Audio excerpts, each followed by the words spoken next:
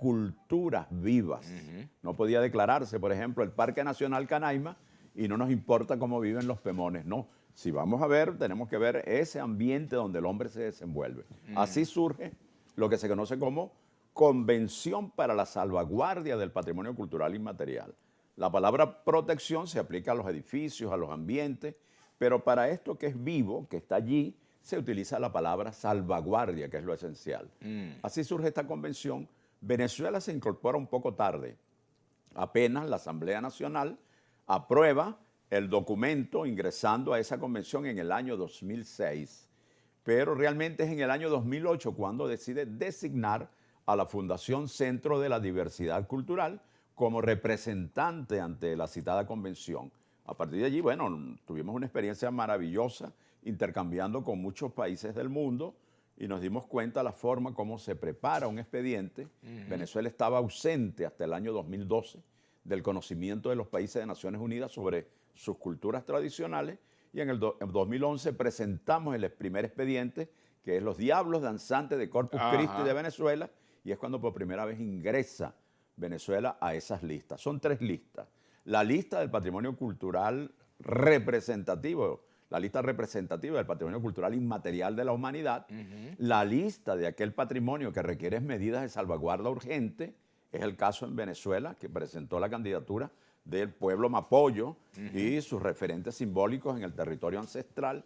Y hay una tercera lista que se le conoce como lista de buenas prácticas, pero no es más que programas que existen en los países que son demostrativos de que se conoce la convención y se aplica de forma muy favorable, que incluso puede ser ejemplo para otras localidades de la región latinoamericana, en este caso, o del mundo. Que por cierto, en esta oportunidad había varias opciones, propuestas de otros países, ¿no? Había 6 propuestas de otros países. En el momento en que Venezuela por segunda vez ingresó a esa lista, o por primera vez, perdón, fue con la experiencia del Programa Biocultural para la Salvaguardia de la Palma Bendita, que se da tanto en Caracas, en Chacao, como en la isla de Margarita, en el Valle del Espíritu Santo y en la Asunción.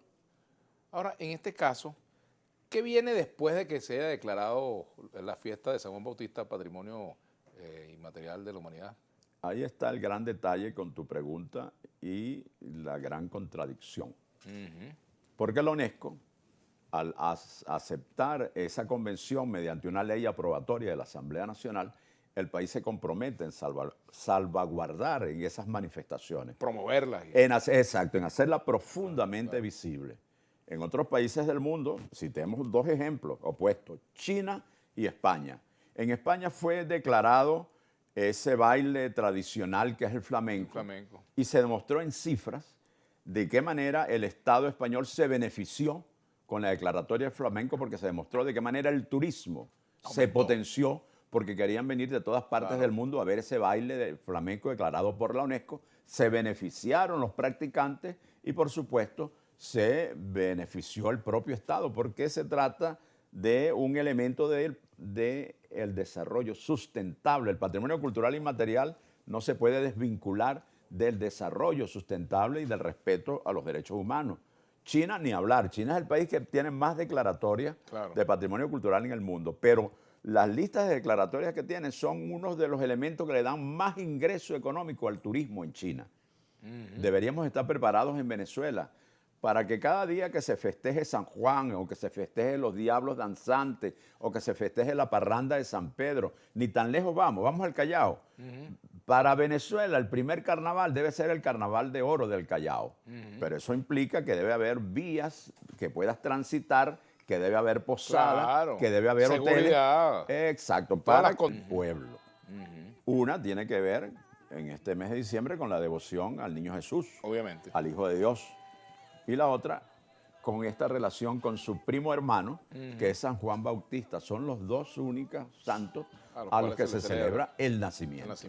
Y en Venezuela está extendido, pero la historia del San Juan Bautista en Venezuela no puede desprenderse de la historia de los esclavizados africanos. No hay la menor duda, cuando vemos toda esa presencia de tambores de diferentes características, la manera de bailar, la manera de cantar, que es muy distinta en un municipio y en otro municipio, no hay duda de la presencia afrodescendiente.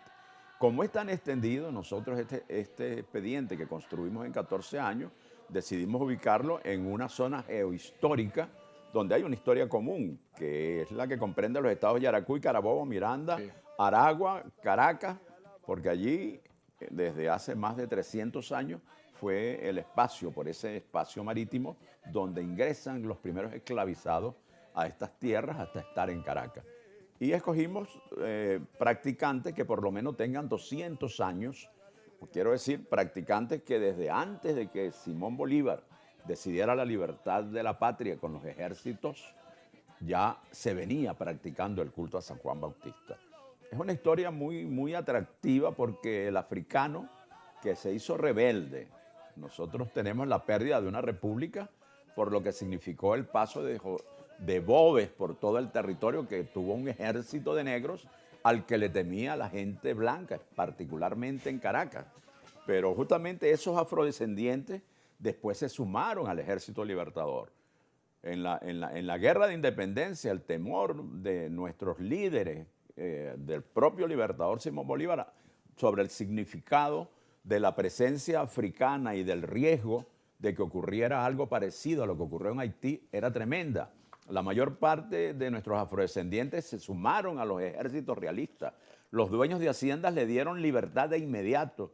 En cambio, con todo el proceso de nuestra independencia, la libertad real de los esclavizados no se dio en su momento. En un sitio como la batalla de Carabobo, nuestros afrodescendientes fueron como esclavos comprados, no fueron voluntariamente. Bolívar organizó un gran ejército, compró muchos esclavizados, está suficientemente documentado en Colombia, y los trajo a pelear. Conquistaban la libertad en la medida en que ganaran. Entonces, nuestros afrodescendientes vienen de toda una historia de luchas sociales muy intensa.